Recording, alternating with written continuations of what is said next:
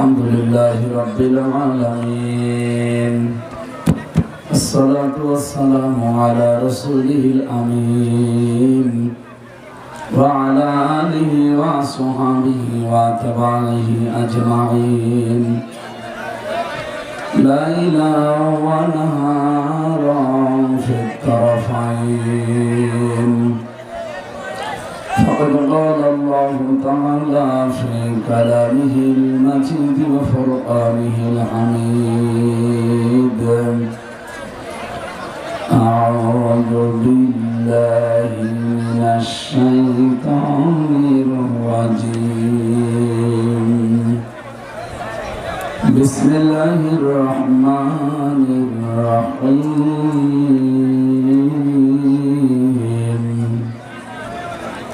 এই আপনারা আওয়াজ বন্ধ করুন আমরা দাঁড়িয়ে আছে দাঁড়িয়ে থাক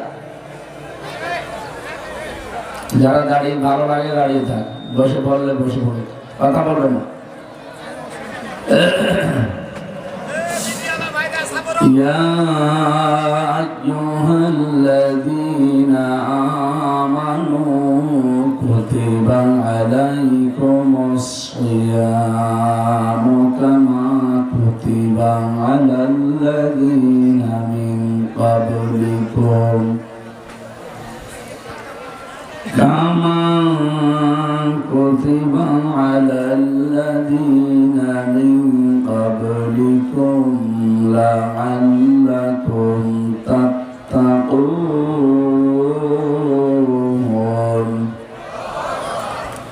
أياما معدودات فمن كان منكم مريضا أو على سفر فعدة من أيام أخر وعلى الذين يطيقونه فدية طعام مسكين فمن تطوع خيرا فهو خير له وأن تصوموا خير لكم إن كنتم تعلمون صدقت يا ربنا اللهم صل على মেয়েদের জায়গা করেননি তাহলে এখানে গেল এভাবে হবে একটা কিছু দিয়ে দেবেন না সব ভাড়া হয়ে যাচ্ছে ঠিক আছে এখন আর কিছু করার নেই যেভাবে আজ থাক তাদেরও তো শোনা লাগবে বসে না করে চুপ করে বসে মেয়েরা যেখানে জায়গা পান ওই যে আপনাদের ওই সমস্ত জায়গায় যে বসে পড়ে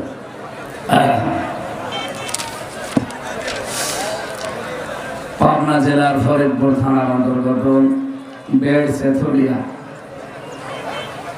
সরকারি প্রাথমিক বিদ্যালয় ময়দানে চিতলিয়া উত্তরপাড়া জামে মসজিদের উন্নয়ন করবে তাফসীর ও কোরআন মাহফিলের স্বনামধন্য সভাপতি জনাব আনোয়ার হোসেন, বিশেষ অতিথি জনাব হোসাইন মাহফুজ চুয়াডাঙ্গা, মাওলানা রশিদুল হাসান সিদ্দিকী, পরিচালক নূরে মদিনা ক্যাডেট মাদ্রাসা বাঘাবাড়ি ঘাট শাহজাদপুর সিরাজগঞ্জ। আলোচনা রেখেছেন মাওলানা কারি আলামিন জিহাদি। সার্বিক তত্ত্বাবধানে আছেন আপনাদের এলাকার সন্তান মানবিক পুলিশ অফিসার সভাপতি অঙ্গলি ইউনিয়ন যুব সমাজ ফাউন্ডেশন ফরিদপুর পাবনা জনাব আকরাম হোসেন সফর এবং অন্যান্য সম্মানিত ব্যক্তিবর্গ। আমি তো নাম জানি না, অনেকের একবারে দোয়া করে দিলাম। না মাইক কোথায় দিয়েছেন? আওয়াজ কানে লাগবে। মাইক দরকার ঘুরিয়ে দিন, কানের দিকে ঘুরিয়ে দিন, যা আছে সব এদিকে দিন। সামনে বসা মুসলমান ভাইরা, পর্দার আড়ালের সম্মানিত মা এবং বোনেরা, প্রশাসনের ভাইরা, প্রাণপ্রিয় ফরিদপুরবাসী, আল্লাহর দরবারে শুকরিয়া জানাচ্ছি যিনি আমাদেরকে কোরআন শোনার জন্য এই সুযোগ করে দিলেন। পৃথিবীতে তিনটা কাজে সময় ব্যয় করলে, সম্পদ ব্যয় করলে কিয়ামতে আল্লাহ হিসাব নেবেন না, তার ভেতরে এটা একটা। কোরআনের জন্য যদি কেউ সময় ব্যয় করে, সম্পদ ব্যয় করে, কিয়ামতে ওই সময় এবং সম্পদের হিসাব আল্লাহ নিজে আর নেবেন না। সুবহানাল্লাহ। এই অনুষ্ঠানটা সাজাতে এলাকার যত মানুষ, এই নিয়ত ছিল যে কোরআন এখানে মানুষ জানবে, প্রচার হবে। যারা এর সাথে জড়িত আছে, অর্থ দিয়ে হোক, সময় দিয়ে হোক, সাপোর্ট দিয়ে হোক, যেভাবে আপনি সমর্থন দিয়েছেন, কিয়ামতে ওইটা হিসাবের বাইরে রাখবে আল্লাহ। 2 নম্বরে, যে মানুষগুলো তার পরিবারস্থ লোকদের জন্য অর্থ সম্পদ খরচ করে, কিয়ামতের ওই অর্থ আল্লাহ হিসাব নেবে না। 3 নম্বরে, যারা জিহাদের ময়দানে কাজ করে, নিজে যদি যেতে না পারেন, যারা কাজ করে জিহাদের ময়দানে, তাদের পেছনে আপনার অর্থ সম্পদ খরচ করা লাগবে, তাহলে ওই টাকাও আল্লাহ হিসাবের বাইরে রাখবে। এই জন্য আমাদের উচিত, আমাদের সারাটা জীবন যেন কোরআন কেন্দ্রিক ব্যয় হোক, নারী হোক আর পুরুষ হোক, আল্লাহর কাছে যেন জবাব দেওয়াই না লাগে। বলে না আমি যে আল্লাহ আমাদেরকে এরকম একটা সুন্দর ব্যবস্থা করে দিলেন। দিনের বেলায় যদি আমাদের কাজ, অনেক কাজ, সব বাদ দিয়ে, এটা প্রত্যন্ত অঞ্চল, এটা এই জায়গাতে বহু মানুষ আল্লাহ রাব্বুল আলামিনের বান্দা বান্দিরা এখানে বাস করেন। সবাই মিলে এসেছে আমরা আল্লাহর কালাম শোনার জন্য। আমাদের কথাবার্তার হয়তো ভুল ত্রুটি থাকতে পারে, আল্লাহর কথায় কোনো ভুল হওয়ার সম্ভাবনা আছে? কোনো ত্রুটি আছে? না, কোনো সন্দেহ নেই। মিথ্যা তো দূরের কথা। কিন্তু যে কিতাব থেকে কথা শোনার জন্য বসেছি, সামনে যেহেতু একটা পবিত্র মাস ছায়া ফেলতে যাচ্ছে, তার নাম রমজান, আর মাত্র 2 দিন আছে। এখানে গল্প করবেন, কথা বলা যাবে। রহমত, মাগফিরাত, নাজাতের বার্তা নিয়ে অলরেডি আমাদের কাছে চলে এসেছে।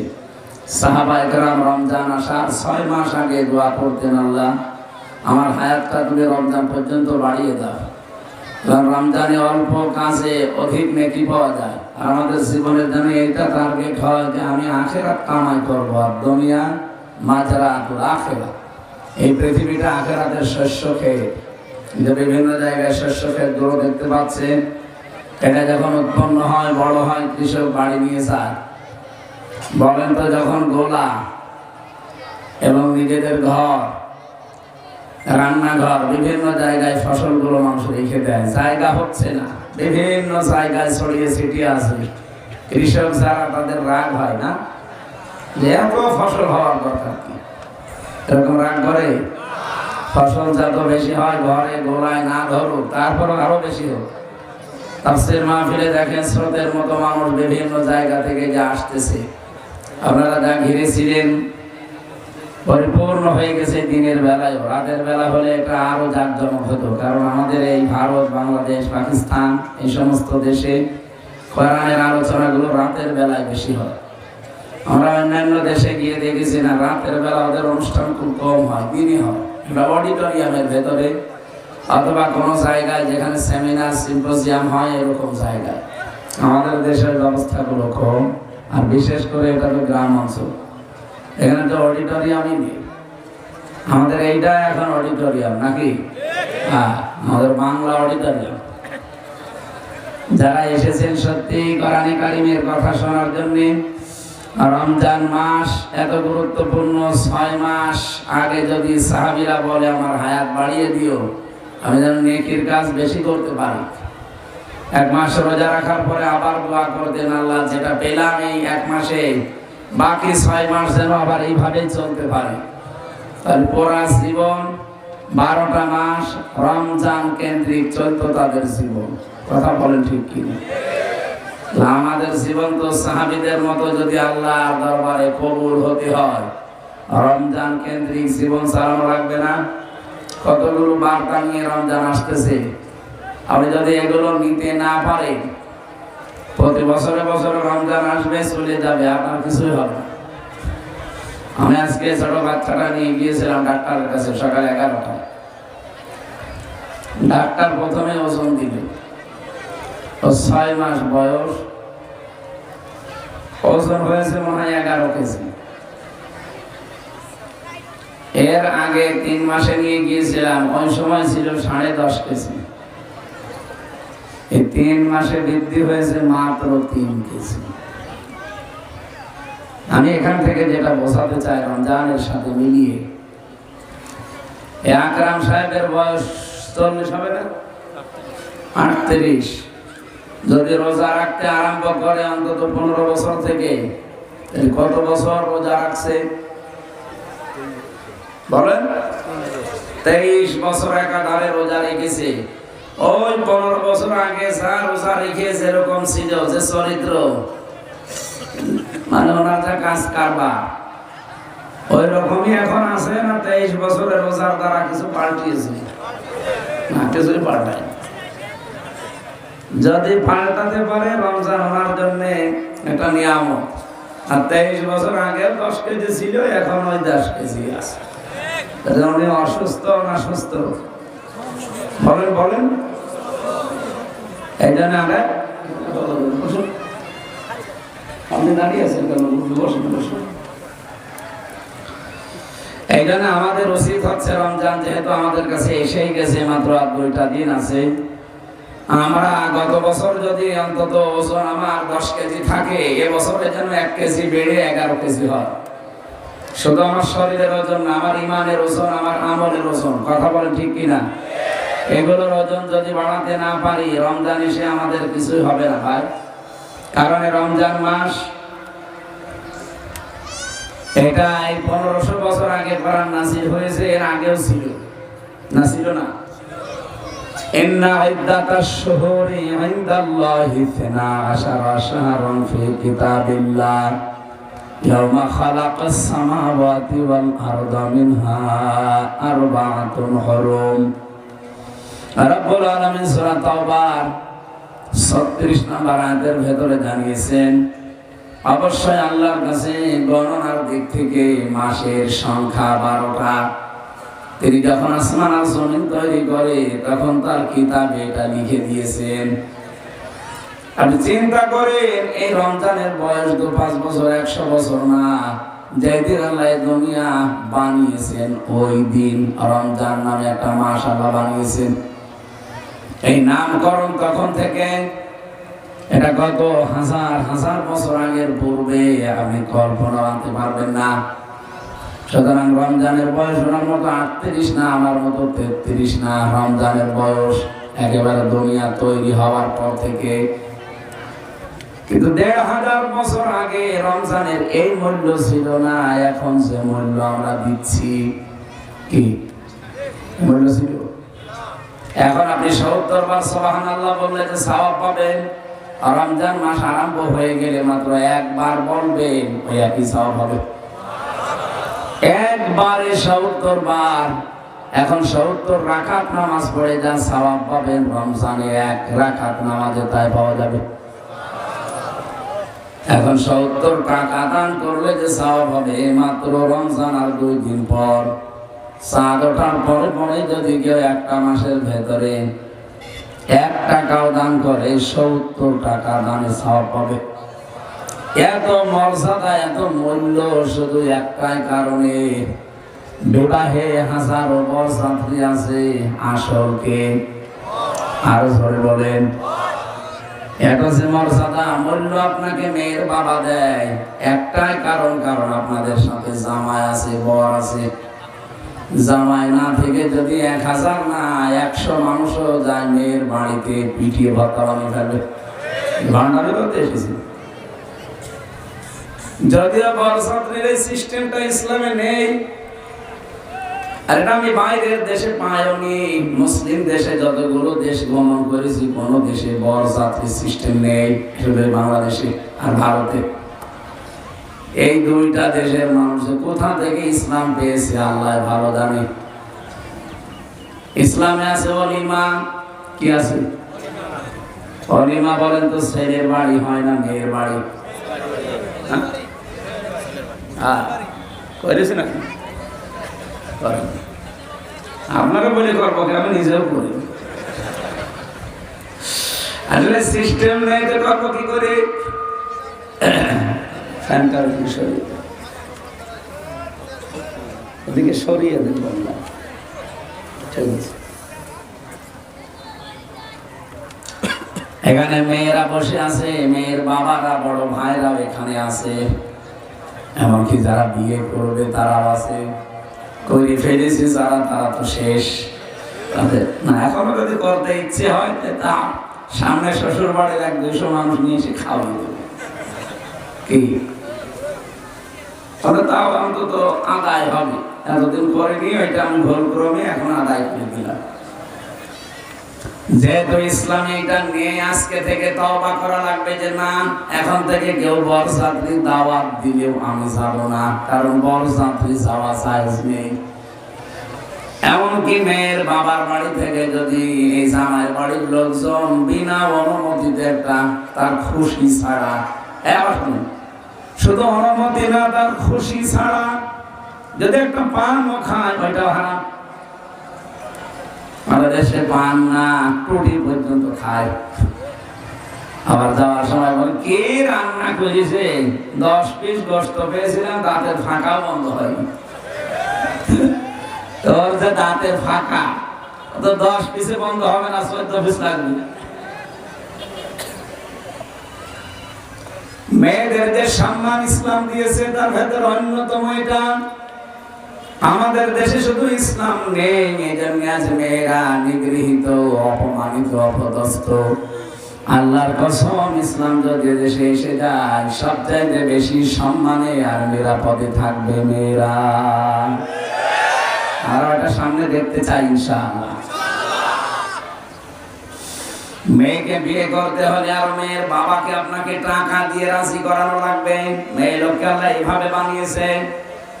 হযরতে আদম আলাইহিস সালাম জান্নাতের ভেতরে সর্বপ্রথম যেদিন হাওয়াকে দেখেছিলেন, ওই দিনই তাকিয়েছেন এবং ধরতে গেছেন। রব্বুল আলামিন বলেন, সুজ্জিনা লিন-নাসি হুব্বুশ শাহাওয়াতি মিনান নিসা।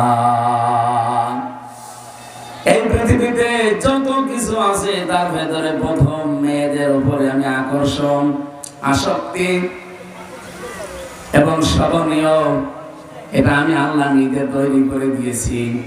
সুতরাং মেয়ে লোকের ভেতরে আল্লাহ এমন কিছু দিয়েছেন যেটা দেখলে আপনার আকর্ষণ হবে, আসক্তি হবে। ওরা যদি সত্যি ওদের মর্যাদা বুঝতো, আর এই দেশে যদি ইসলাম থাকতো, বাংলাদেশে আমরা পুরুষ যারা আছি আল্লাহর কসম ওদের বাবাদের টাকা দিয়ে রাজি করিয়ে বিয়ে করা লাগতো। অথচ এখন ইসলাম না থাকার কারণে উল্টা আরো যৌতুক দেওয়া লাগে। কথা বলেন ঠিক কিনা? হযরতে আদম আলাইহিস সালামকে আল্লাহ বললেন না, ওদিকে তাকানো যাবে না, ধরাও যাবে না। হযরতে আদম বলেছিলেন আল্লাহ তাকানো যায়, ধরা যায়, কি করলে? বিয়ে করা লাগবে। আমি রাজি আছি। রাজি থাকলে হবে না, দেন মোহর দেওয়া লাগবে। আমি এখানে কি দেন মোহর পাবো কোথায়?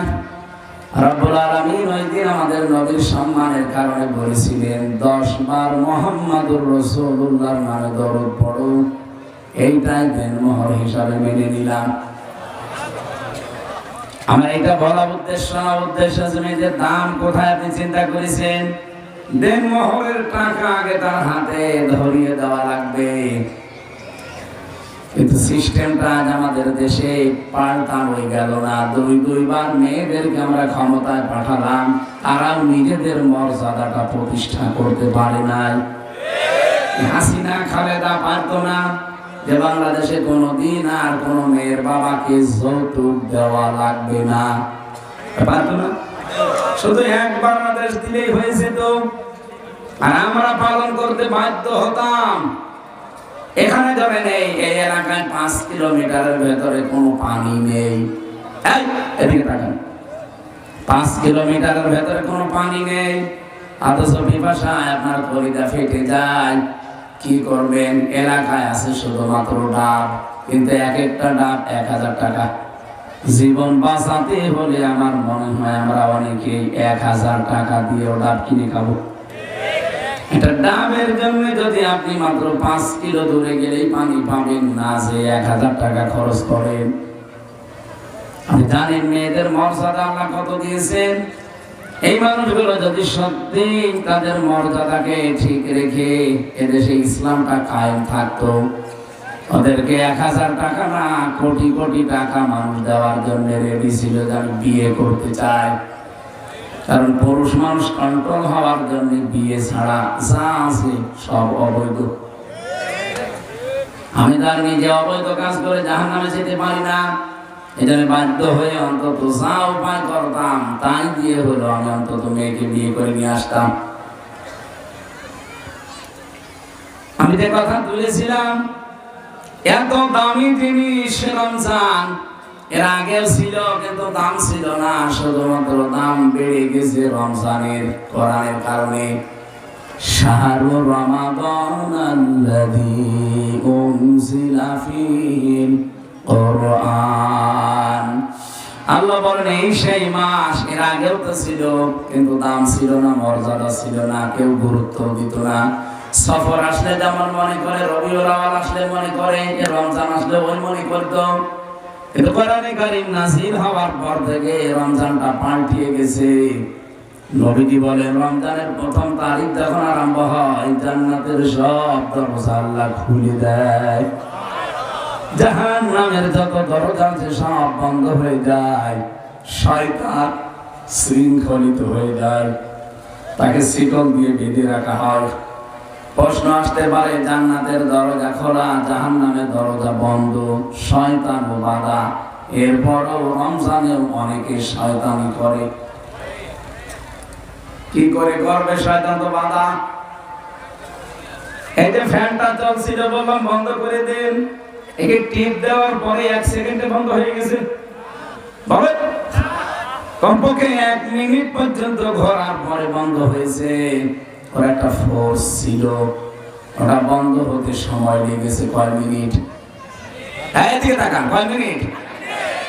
আপনি 11 মাস যে অপরাধগুলো করেন, যে ব্যবহারগুলো করেন, বাকি একটা মাস শয়তান বাধা আছে, কিন্তু আপনার ওই প্রবণতা তো বাধা নেই, চলতেছে। লোহা গরম করার পরে যদি রেখে দেন 1 সেকেন্ডে ঠান্ডা হয়ে যাবে না, ওটা অন্তত 2-4 মিনিট সময় লাগবে। 11 মাস যারা অপরাধ করে, গোনা করে, একটা মাস শয়তান বাধা আছে, তাতে কি ও তো আর বাধা নেই, ও তো চলতে আছে। 11 মাস এভাবে চলতে চলতে 1 মাস পার হয়ে যায়, শয়তান আবার ছাড়া পেয়ে যায়, ওরে আবার শয়তান দখল করে। এই জন্য আমাদের অপরাধ বন্ধ হয় না। তার মানে শয়তান বাধা থাকার পরেও রমজানেও যদি কেউ শয়তানি কোনো কাজ করে, বুঝতে হবে ও নিজেই শয়তান হয়ে গেছে। শয়তান কাজ করে কি কি? 1 নম্বরে শয়তানের কাজ হচ্ছে ইন্নাল মুবাদ্দিরিনা কানু ইখওয়ানাশ শায়াতিন। এই পৃথিবীতে যারা অপচয় করে এরা কিন্তু শয়তানের ভাই। এরা কি? আর জোরে বলেন। কোরআন শরীফের ভেতরে এমন কোন অপরাধের কথা আমি পাইনি যে অপরাধ করলে আল্লাহ বলেছেন তুই শয়তানের ভাই।